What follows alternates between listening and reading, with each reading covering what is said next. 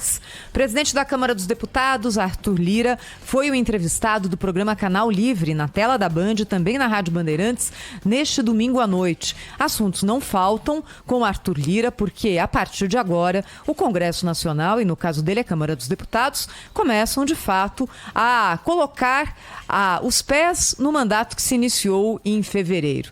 Com muita gente nova, gente que ainda nas bancadas não conhece exatamente o processo legislativo. Toda vez que há uma nova legislatura, esses primeiros meses de fato andam meio de lado.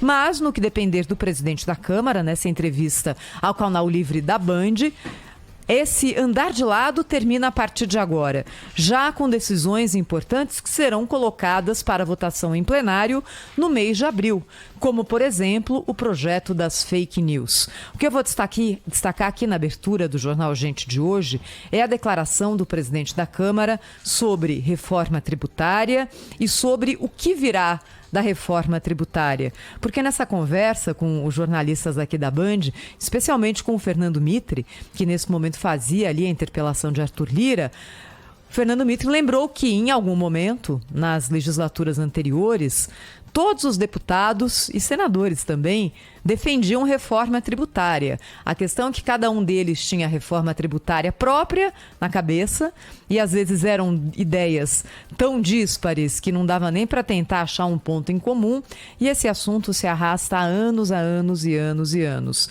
Segundo Arthur Lira, isso vai acabar, ele prevê a votação da reforma tributária em junho, mas a questão é qual? Com base em que projetos? Existem 2 projetos hoje já em tramitação no Congresso Nacional, há algum tempo, inclusive, e o ministro da Fazenda, Fernando Haddad, tem sinalizado que esses projetos serão a base da reforma tributária que vai tramitar no Congresso Nacional. Inclusive, em entrevista aqui ao Jornal Gente da Rádio Bandeirantes, o secretário especial de Reforma Tributária diz que não vai haver novo projeto, envio ao Congresso, solenidade, vai se trabalhar com o que já existe e já foi debatido, focando num primeiro momento nos impostos sobre consumo. Então, eu vou pedir a você, ouvinte aqui da Rádio Bandeirantes, que ouça com atenção agora as palavras de Arthur Lira nessa conversa no Canal Livre, nesse trecho aqui em que ele fala com o jornalista Fernando Mitre. O nosso trabalho aqui vai ser, Mitre, tirar da frente os obstáculos. IVA dual, para mim é uma opção que já destrava um monte de coisa. Aqui esclareça que o setor de serviços, 90% estão no Simples, e nós temos que resolver como é que vai fazer essa compatibilidade com os outros 10%. A questão do agro, vamos lá no lucro presumido, como é que a gente vai resolver essas questões dos incentivos, dos subsídios.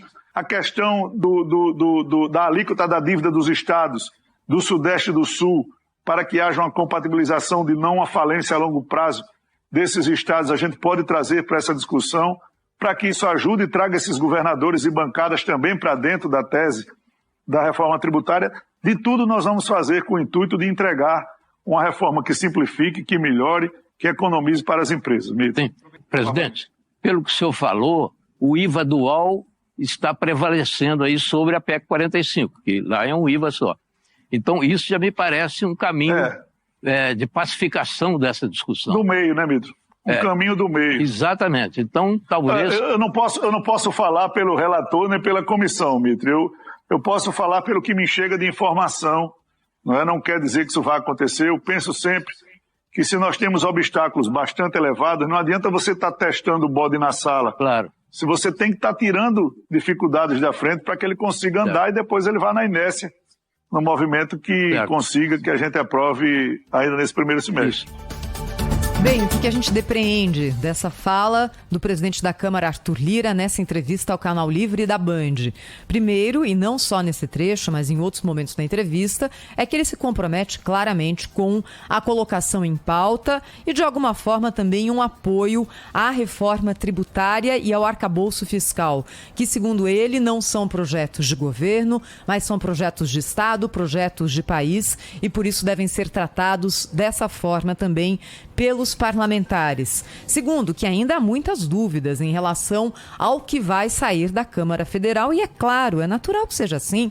A gente está falando de um assunto para lá de complexo e que vai mexer com o bolso de todos nós, sejamos nós pessoas físicas, pessoas jurídicas, municípios, estados, empresas, enfim, uma reforma tributária é sempre muito complexa. Além disso, a garantia dada 100% pelo presidente da Câmara, Arthur Lira, que aumento de carga tributária não passa pela Câmara, não passa, porém, incentivos que foram dados ao longo dos últimos tempos serão sim revistos. E por último, essa questão do IVA dual. É bom você já ir colocando aí na sua agenda de palavras, IVA dual. IVA é o imposto que já existe em muitos outros países, que centraliza toda a tributação sobre consumo. No Brasil, são pelo menos 5 hoje que incidem sobre o consumo. É aquela sopa de letrinhas. Essa sopa de letrinhas vai ser resumida numa sopa única, o IVA. Dual por quê? Porque já na criação do IVA, e me parece que esse é o caminho mais fácil, sinalizado pelo presidente da Câmara e também pelo ministro da Fazenda, se divide em 2 a arrecadação. Uma a arrecadação federal e outra a arrecadação de estados e municípios. É uma forma da União dizer o seguinte: não vai ficar tudo na minha mão e eu vou repassar depois. Já na regra do IVA haverá essa divisão automática. É uma forma de tentar trazer também governadores e prefeitos para a discussão. 8h06, aliás, hein? Quer ouvir o canal Livre da Band? No YouTube Band Jornalismo ou então hoje aqui na Rádio Bandeirantes, na reprise às 11 da noite.